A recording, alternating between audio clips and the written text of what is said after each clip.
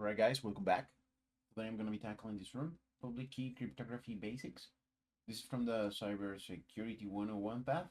I want to finish this already, so let's get to it. Um, let's start the machine just so that it gets loading. Let me check here. Yeah, okay, we're here. Okay, just let me minimize this for a bit. Oh no, never mind. Let's just read through it, right? So this is a continuation from this cryptography basics module. Let me check here. Yeah, cryptography basics. I already completed this one, and the next one is public key cryptography basics, which is the one that I'm gonna be tackling right now. Consider the following scenario from everyday life, right? Let's say you're meeting a business partner over coffee and discussing somewhat confidential business plans. Let's break down the meeting from a security perspective, right? You can see and hear the other person. Consequently, it is easy to be sure of their identity. That's authentication. You're confirming the identity of who you're talking to, right? You can also confirm that what you're hearing is coming from your business partner. You can tell that words and sentences are coming from your business partner and what is coming from others. That's authenticity, okay? You verify that the message genuinely comes from a specific sender. Moreover, you know that what they are saying is reaching you, and there's no chance of anything changing the other party's words across the table. That's integrity. I like it how they actually make these examples. They're pretty clear, right? Ensuring that the data has not been altered or tampered with, right? Finally, you can pick a seat away from the other customer and keep your voice low so that only your business partner can hear you. That's confidentiality. Only the authorized parties can access the data, right? Let's quickly compare this with correspondence in the cyber realm. When someone sends you a text message, how can you be sure that they are who they claim to be? How can you be sure that nothing changed the text as it traveled across various network links? When you are communicating with your business partner over an online messaging platform, you need to be sure of the following. Authentication. You want to be sure you communicate with the right person, not someone else pretending. Authenticity. You can verify that the information comes from the claimed source. Integrity. You must ensure that no one changes the data you exchange. Confidentiality. You want to prevent an unauthorized party from eavesdropping on your conversations. That's right. Cryptography can provide solutions to satisfy the above requirements, among many others. Private key cryptography, symmetric encryption, and mainly protects confidentiality. However, public key cryptography, asymmetric cryptography plays a significant role in authentication, authenticity, and integrity. This room will show various examples of how public key cryptography achieves that. Learning prerequisites, right? This room is the second of three introductory rooms about cryptography. Before starting this room, ensure you have finished the first one on the list. I have. The learning objectives will cover various asymmetric crypto systems and applications that use them, such as RSA, Diffie-Hellman, SSH, SSL/TLS certificates, PGP and GPG. Let's start the machine. Okay. We'll start in split screen view. In case the VM is not visible, use the blue show split button. At the top of the page, you can also access the virtual machine using SSH at the IP address using the following credentials, right? Okay, to be honest, that's the way I like to do things, like to connect to SSH. So let's do it. SSH user add and the IP 776. I'm sorry, 78.67. And then you're gonna prompt me for the fingerprint, yes. And then the password is TryHackMe 123 and this. Okay, we're inside. Let's common use of asymmetric encryption. Exchanging keys for symmetric encryption is a widespread use of asymmetric cryptography. Asymmetric encryption is relatively slow compared to symmetric encryption. Therefore, we rely on asymmetric encryption to negotiate and agree on symmetric encryption ciphers and keys. But the question is, how do you agree on a key with the server without transmitting the key for people snooping to see? Well, the analogy to understand this better. Imagine you have a secret code for communicating instructions for using the secret code. The question is how you can send these instructions to your friend without anyone else being able to read them. The answer is more straightforward than it seems. You could ask your friend for a lock, right? Only your friend has the key for this lock, and we'll assume you have an indestructible box you can lock with it. Okay, if you send the instructions in a locked box to your friend, they can unlock it once it reaches them and read the instructions. After that, you can communicate using the secret code without the risk of people snooping. In this metaphor, the secret code represents a symmetric encryption cipher and key. The lock represents the server's public key, and the key represents the server's private key. Okay, so the secret code, symmetric encryption cipher and key, lock public key, lock's key, the private key, right? Consequently, you would only need to use asymmetric cryptography once so that it won't affect the speed, and then you can communicate privately using symmetric encryption. The real world. In reality, you need more cryptography to verify that the person you're talking to is who they say they are. This is achieved using digital signatures and certificates, which we will visit later in this room. In the analogy presented, what real object is analogous to the public key? Log, right? RSA. RSA is a public key encryption algorithm that enables secure data transmission over insecure channels. With an insecure channel, we expect adversaries to eavesdrop on it. The math that makes RSA secure. RSA is based on the mathematically difficult problem of factoring a large number, right? Multiplying two large prime numbers is a straightforward operation. However, finding the factors of a huge number takes much more computing power. It's simple to multiply two prime numbers together, even on paper, say 113 times 127. Even for larger prime numbers, it would still be a feasible job, even by hand. Consider the following numeric example. Prime number this one, their product, yeah, we still get that. On the other hand, it's pretty tricky to determine what two prime numbers multiply together to make this particular digit, and even more challenging to find the factors of this particular digit. In real-world examples, the prime numbers would be much bigger than the ones in this example. A computer can easily factorize this particular number. However, it cannot factorize a number with more than 600 digits. And you would agree that the multiplication of the two huge prime numbers, each around 300 digits, would be easier than the factorization of their product. So, numerical example. Let's revisit encryption. Decryption and key usage in asymmetric encryption. The public key is known to all correspondents and is used for encryption, right? While the private key is protected and used for decryption. As shown in the figure below, Alice sends a plain text encrypted with the public key, right? And then so you encrypt it, and you get the ciphertext. The ciphertext arrives, and then in order for Bob to decrypt it, he has to use his own private key, and then he will be able to see the plaintext. Pretty clear. Okay, in the cryptography basics room, we explained the modulo operation and said it plays a significant role in cryptography. In the following simplified numerical example, we see the RSA algorithm in action. Bob chooses two prime numbers, P157 and Q199. He calculates n is equals to, okay, n minus P minus Q plus 1, okay. Bob selects such that E is relatively prime to the symbol, and moreover he selects D, where E times D equals 1 mod this particular number times D, okay. And the private key is this one, and D. Let's say that the value they want to encrypt is 13, right? Then Alice would calculate and send Y. It's going to be equal to X.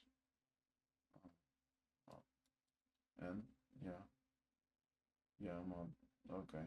Bob will decrypt the received value by calculating this. Okay, this way Bob recovers the value that Alice sent. The proof that the above algorithm works can be found in modular arithmetic, right? And it's beyond the scope of this module. It is worth repeating that in this example, we picked a 3-digit prime number, while in an actual application, P and Q would be at least 300-digit prime numbers each. RSA in CTFs. The math behind RSA comes up relatively often in CTFs, requiring you to calculate variables or break some encryption based on them. Many good articles online explain RSA, and they will give you almost all the information you need to complete the challenges. One good example of an RSA CTF challenge is the Breaking RSA room. Okay, I don't think I've completed this one, but I will. Save room. Okay. There are some excellent tools for defeating RSA challenges in CTFs. My favorite is RSA CTF tool. Okay, let's take note of this one.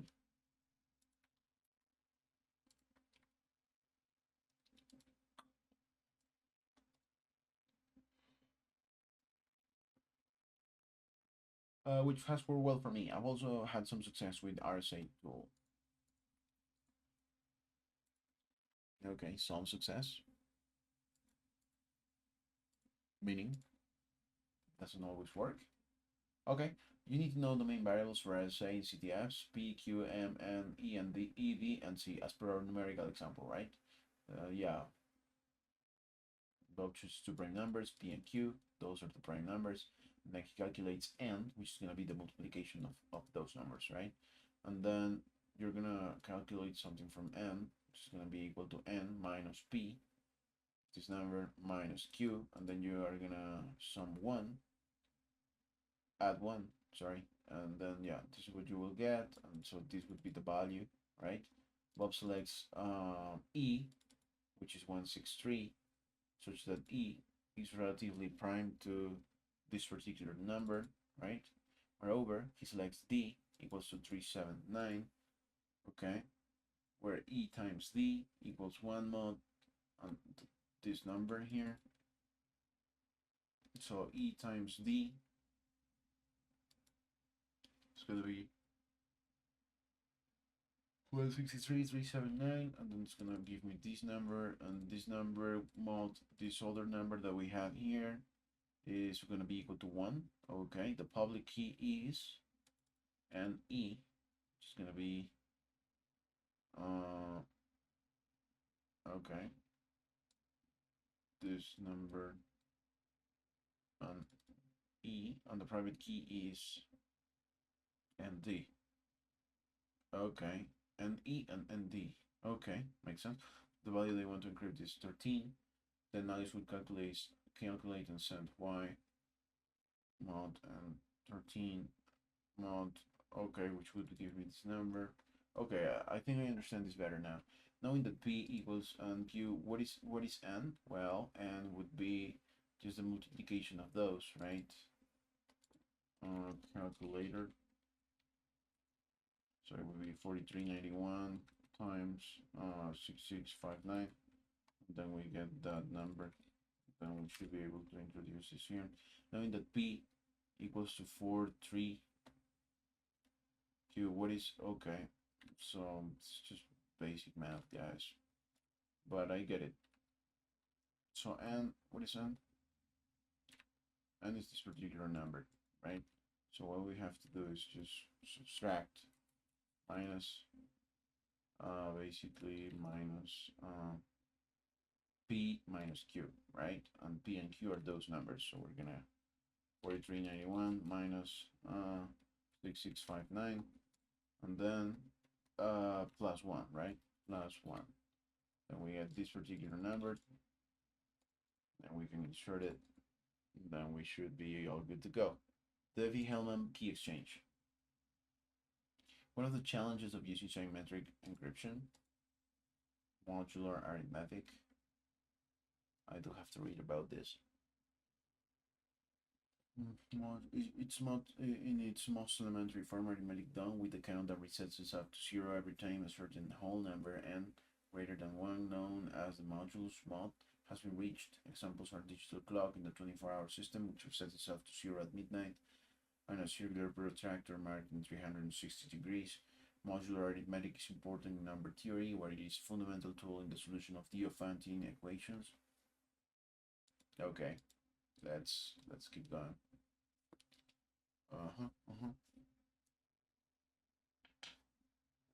Okay.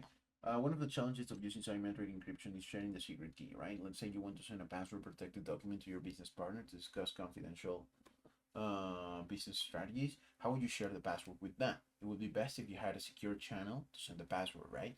Knowing that the adversaries cannot read or alter it, right? Diffie-Hellman Key Exchange. Key Exchange aims to establish a shared secret between two parties.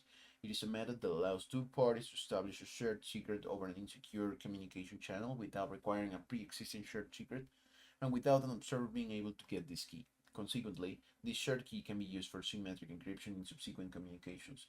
Consider the following scenario. Alice and Bob want to talk securely. They want to establish a shared key for symmetric cryptography, but don't want to use asymmetric cryptography for the key exchange. This is where the Diffie-Hellman Key Exchange comes in. Alice above generates secrets independently. Let's call these secrets A and B, right? They also have some public common material. Let's call this C. Okay, so we need to make some assumptions. Firstly, whenever we combine secrets, they're practically impossible to separate. Okay, secondly, in the order in which they're combined doesn't matter. Alice and Bob will combine their secrets with a common material to form AC and BC. They will then send these to each other and combine the received part with their secret to create two identical keys, both A, B, C. Now they can use this key to communicate. If you found the previous paragraphs too abstract, let's investigate the exact process, right? Alice and Bob agree on the public variables, a large prime number P and a generator G, where both of them are bigger than zero, right? These values will be disclosed publicly over the communication channel. Although insecurely small, we will choose P29 and G3 to simplify our calculations, right? Each party chooses a private integer. As a numerical example, Alice chooses 13 and Bob chooses 15, right? Each of these values represent a private key and must not be disclosed. It is time for each party to calculate their public key. Using their private key from step 2 and the agreed upon public variables from step 1, Alice calculates mod P13 mod 29 equals 19, and Bob calculates his value. It's going to be G times B315 mod 29, which gives me this. These are the public keys, right? Okay. Alice and Bob send the keys to each other. Bob receives A, on P19, and yeah, this one, and Alice receives the 26, right? Bob's public key. This step is called the key exchange, right? Okay. Alice and Bob can finally calculate the shared secret using the received public key and their own private key. Alice calculates B mod, which equals 10, and Bob calculates which both equal 10, which would be the value of the message, right? Both calculations yield the same result, the shared secret key. Yeah, right. So agree on P and G. 29, 3. Okay, and then Bob, Alice privately chooses A. Bob privately chooses B, which is going to be 15. A, 13, right? And then chooses A, sends A. A, okay, 3 times 13. All right. Mod 29, which is going to be 19. Okay, and then the other one again, but with the same mod, 29, 3, 15. Chooses B, sends B, right? Okay, so it's 329. Yeah. The chosen numbers are too small to provide any security, right? But it serves for the purposes of teaching me this, right? And in real life applications, we would consider much bigger numbers, right? Diffie-Hellman Key Exchange is often used alongside RSA public key cryptography. Diffie-Hellman is used for key agreement, while RSA is used for digital signatures, key transport, and authentication, among many others. For instance, RSA helps prove the identity of the person you're talking to via digital signing, as you can confirm based on their public key. This would prevent someone from attacking the connection with a man-in-the-middle attack against Alice by pretending to be Bob. In brief, Diffie-Hellman and RSA are incorporated into many security protocols and standards to provide a comprehensive security solution. Consider P29, G5, and A12. What is A?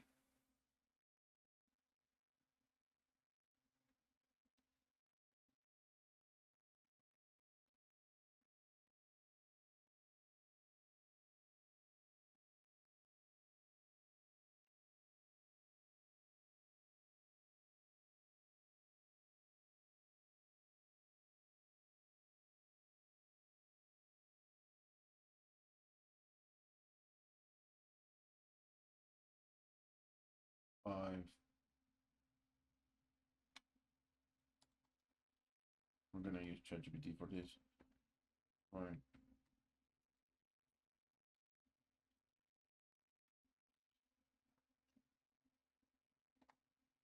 Okay, that's a big number. And then what? Mod P, which is gonna be 29.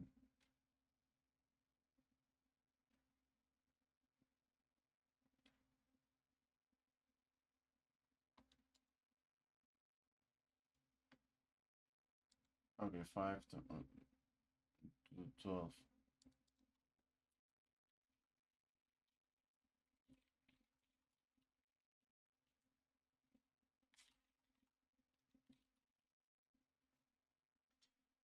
5 to the 12th power, right? Okay. So, okay, we have that already. It's a big number. And then we have to apply mod.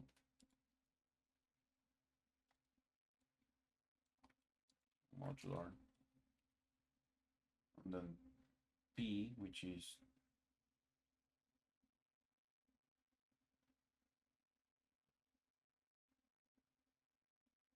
choose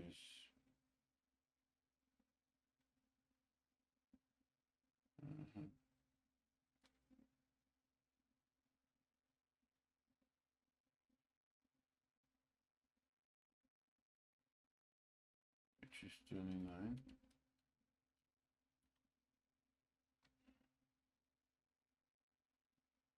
is equal to 7, right? Yeah, okay. Consider P 29. What is V? Oh, well, V would be GB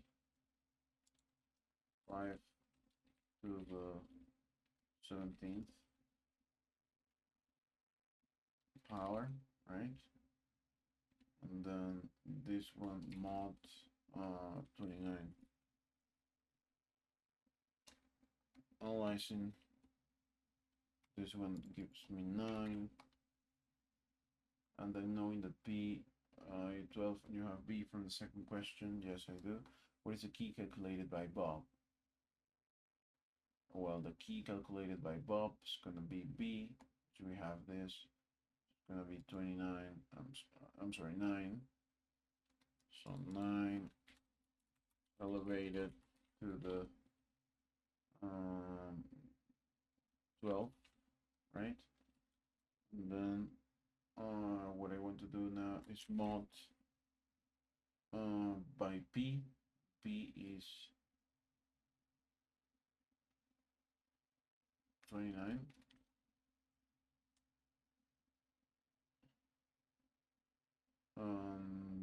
Yeah, you have reference. What is the key calculated by Bob? Yeah, mod P. Okay, that will give us 24. Yep. Then knowing that P and you have a first question. Okay, so for A, you would calculate this. I have A, right, which is 7. 7 elevated to number V is to the 17th. Elevated to the 17th power mod P, which is 29, right? And then we should have the result here.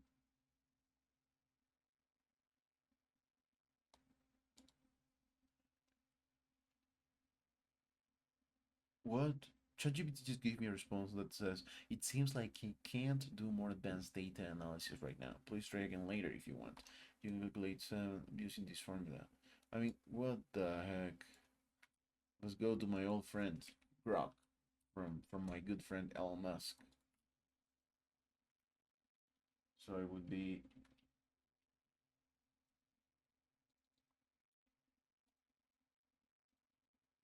make this calculation.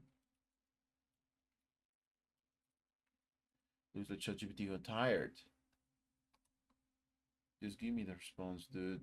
Like, to make this calculation, it's using blah blah blah, finding the inverse, blah blah blah, 343. What? Oh no, that's interior part is 11.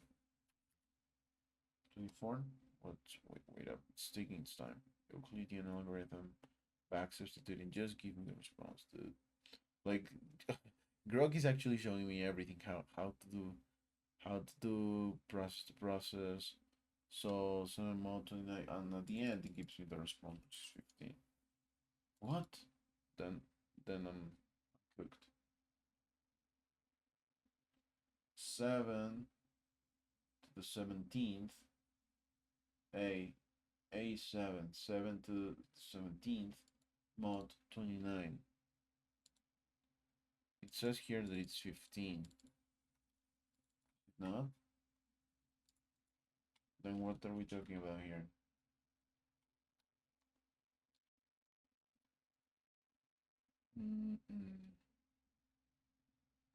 7 elevated to 17th.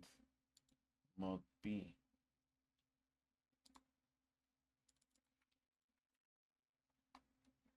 Come on. Don't do this to me. It tells me I can't do more advanced data right now. Again, just give me the response, please.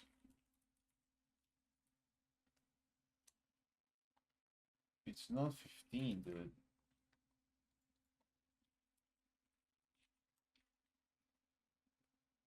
Apologies for the oversight.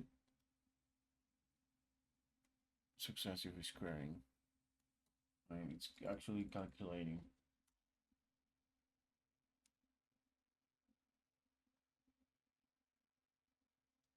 Would it be 24? Oh yeah. So I asked Grok to make another calculation because it wasn't that the response. And he provided me with another set of steps that he took. And then the final answer, which is 24, right? And ChatGPT actually got tired. It told me you've reached your data analysis limit. Like, what? Yeah, sure. Authenticating the server, right? Okay, SSH. If you have used an SSH client before, you would know the confirmation prompt in the terminal output below. SSH, yeah, fingerprint, yeah. In the above interaction, the SSH client confirms whether we recognize the service public key fingerprint. It's a public key algorithm used for digital signature generation and verification in this example. Our SSH client didn't recognize this key and is asking us to confirm whether we want to continue with that connection. This warning is because a man-in-the-middle attack is probable. A malicious server might have intercepted the connection and replied, pretending to be the target server. In this case, the user must authenticate the server and confirm the server's identity by checking the public key signature. Once you answer with just the SSH client will record this public key signature for this host. In the future, it will connect you silently unless this host replies with a different public key. Authenticating the client, right? Now that we have confirmed that we are talking with the correct server, we need to identify ourselves and get authenticated. In many cases, SSH users are authenticated using usernames and passwords like you would log in into a physical machine. However, consider the inherent issues with passwords. This does not fall within the best security practices. At some point, one will surely hit a machine with SSH configured with key authentication instead. This authentication uses public and private keys to prove the client is a valid and authorized user on the server. By default, SSH keys are RSA keys. You can choose which algorithm to generate and add the passphrase to encrypt the SSH key. SSH keygen is the program usually used to generate key pairs. It supports various algorithms as shown in on its manual page below. Okay, yeah, the following is just for information. At this stage, we recommend that you recognize their names only. DSA, yeah, these are just basically types of encryptions, right? It's a public key cryptography algorithm specifically designed for digital signatures, blah, blah, blah. Let's generate a key pair with the default options. Okay, in the above example, we didn't use passphrase to show you the content of the private key. Let's look at the generated public key and the generated private key, right? Okay. Now that the private key is shared above the demonstration purposes and was purged afterwards, sharing a private key would be the most insecure act anyone can commit against their security. On another note, had we used -TRSA, the resulting keys would have been much longer. Okay, SSH private keys. As just mentioned, you should treat your private SSH keys like passwords. Never share them under any circumstances. They are called private keys for a reason. Someone with your private key can log in to servers that accept it, including among the authorized keys, unless the key is encrypted with a passphrase. It's very important to mention that the passphrase used to decrypt the private key doesn't identify you to the server at all. It only decrypts the SSH private key. The passphrase is never transmitted and never leaves your system. Using tools like John the Ripper, you can attack an encrypted SSH key to attempt to find the passphrase, highlighting the importance of using a complex passphrase and keeping your private key private. When generating an SSH key to log into a remote machine, you should generate the keys on your machine and then copy the public key over, as this means the private key never exists on the target machine using SSH copy ID. However, this doesn't matter as much for temporary keys generated for access CTF boxes. The permission must be set up correctly to use a private SSH key, otherwise your SSH client will ignore the file with a warning. Only the owner should be able to read or write to the private key, 600 or stricter. SSH-I, private key file name, user host. This is how you specify a key for the standard Linux Open SSH client. Key trusted by the remote host. The SSH folder is the default place to store these keys for OpenSSH. The authorized keys note the US English spelling. File in this directory holds public keys that allow access to the server if key authentication is enabled. By default, on many Linux distributions, key authentication is enabled as it is more secure than using a password to authenticate. Only key authentication should be accepted if you want to allow SSH access for the root user, using SSH keys to get a better shell. During CDS, penetration testing, and red teaming exercises, SSH keys are an excellent way to upgrade a reverse shell, assuming the user has logging enabled. Note that www-data usually does not allow this, but regular users and root will work. Leaving an SSH key in the authorized keys file on a machine can be useful backdoor, and you don't need to deal with any of the issues on unstabilized reverse shells like Control-C or lack of tab completion, right? Yeah, it's always good to have a good shell, and SSH does facilitate that. Check the SSH private key in what algorithm that's in use. Okay, let me check real quick. So I'm gonna go to public, and then that's 5, and then I've got RSA. Okay, digital signatures and certificates, right? In the analog world, you're asked to sign a paper now and then. When you visit the bank to open a saving account, you're most likely asked to sign several documents. When you want to create an account at a local library, you will be asked to fill out and sign the application.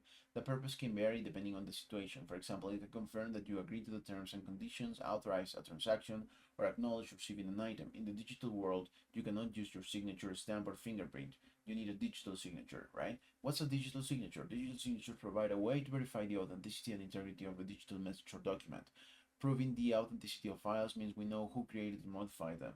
Using asymmetric cryptography, you produce a signature with your private key, which can be verified using your public key. Only you should have access to your private key, which proves you signed the file. In many modern countries, digital and physical signatures have the same legal value. Okay, interesting. The simplest form of digital signature is encrypting the document with your private key. If someone wants to verify the signature, they would decrypt it with your public key and check if the files match. This process is shown in the image below, right? Bob, plain text, you encrypt it with your private key, and then you get an encrypted ciphertext, and then the ciphertext is received by Alice. She has to use Bob's public key, and then she's able to see the plain text. Some articles use terms such as electronic signature and digital signature interchangeably. They refer to pasting an image of a signature on top of a document.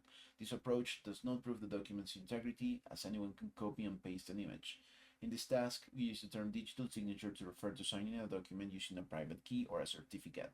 This process is similar to the image shown above, where Bob encrypts a hash of his document and shares it with Alice. Along with the original document, Alice can decrypt the encrypted hash and compare it with the hash of the file she received. This approach proves the document's integrity, unlike pasting a fancy image of a signature. We will cover hashing the hashing basics in the hashing basics room. Okay, certificates prove who you are. Certificates are an essential application of public key cryptography, and they are also linked to digital signatures. A common place for their use is for HTTPS.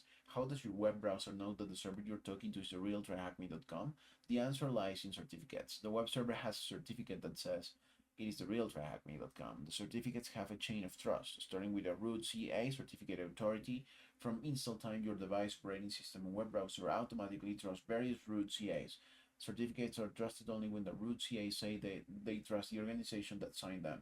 In a way, it is a chain. For example, the certificate is signed by an organization, the organization is trusted by a CA, and the CA is trusted by your browser. Therefore, your browser trusts the certificate. In general, there are long chains of trust. You can take a look at the certificate authorities trusted by Mozilla Firefox here and by Google Chrome here. Okay, let's say you have a website and want to use HTTPS. This step requires having a TLS certificate. You can get one from the various certificate authorities for an annual fee. Furthermore, you can get your own TLS certificate for domains you own using Let's Encrypt for free. If you run a website, it's worth setting up and switching to HTTPS as any modern website would do.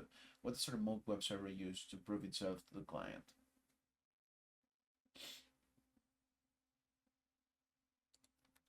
Certificate. What would you use to get a free TLS certificate for your website? I would use Let's Encrypt. In fact, that's the one I use. Okay, and the last one, PGP stands for Pretty Good Privacy. It's a software that implements encryption for encrypting files, performing digital signing, and more. GNU-PG or GPG is an open source implementation of the Open PGP standard. GPG is commonly used in email to protect the confidentiality of the email messages. Furthermore, it can be used to sign an email message and confirm its integrity. Below is an example of generating GPG. You are asked about the purpose of using GPG, whether signing only or signing and encrypting. Besides selecting the cryptographic algorithm, we needed to choose an expiry date for the generated key. Finally, we provided some information about us, our name, email address, and a comment usually about the purpose of this key. Okay. You may need to use GPG to decrypt files and CTFs. With PGP, GPG, private keys can be protected with passphrases in a similar way that we protect SSH private keys. If the key is passphrase protected, you can attempt to crack it using John the Raper and GPG to John. The key provided in this task is not protected with the passphrase. Okay, the man page for GPG can be found online. Okay, here a practical example. Now that you have your GPG key pair, you can share the public key with your contacts. Whenever your contacts want to communicate securely, they encrypt their messages to you using your public key. To decrypt the message, you will have to use your private key. Due to the importance of the GPG keys, it is vital that you keep a backup copy in a secure location. Let's say you get a new computer, all you need to do is import your key and you can start decrypting your received messages again. You would use GPG -- import backup key to import your key from backup key. To decrypt your message, you need to issue GPG decrypt confidential message.gpg. Use GPG to decrypt the message. Okay. In this task, what secret word does that message hold?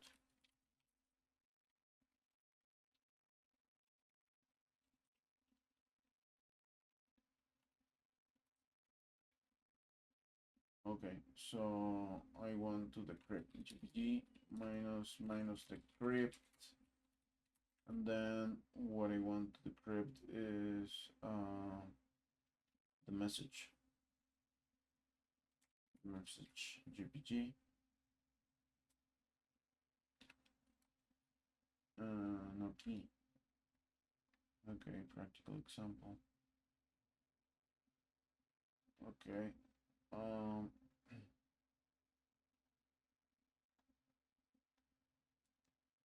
Oh, I have to import it first, right? GPG -- import, and then the key, which is TryHackMe key. Total number, yeah, okay. And now I can run the decrypt message. You decrypted the file. The secret word is pineapple. Okay, we got it. We have defined cryptography as a science of secure communication in the presence of adversaries. Another important science that studies how to break or bypass cryptographic systems is cryptanalysis.